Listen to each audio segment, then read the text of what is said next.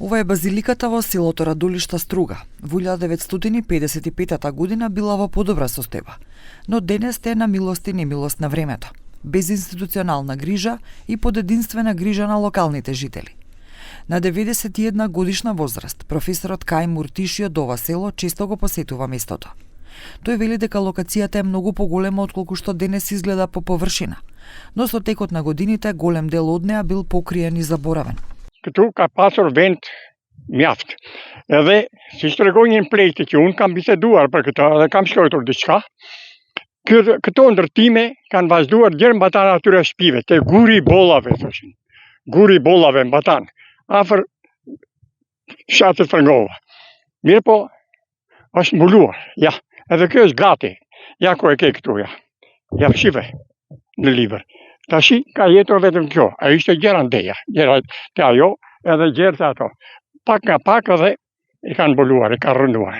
Според професорот Муртиши, базиликата е од римско време. На оваа локација според него имало град. Në kohë të Rimit, thoshin Peshte ka qenë qytet, ka qenë ndërtim. Morë në kohën e romakëve, edhe shkruaj në kohën e Rimit. Natyrisht është shumë fshati i vuajtur, edhe fshat Morëvesh, që gjithnjë e ka ngrënë plumbi dhe murthaja, është djegur disa herë. Професорот Муртиши вели дека за базиликата никој не води грижа. As që ka ardhur njeri këtu të pyesë për këtë fare. Unë e kam vënë në këtë libër, ja. Këtë libër e kam shkruar unë 1978.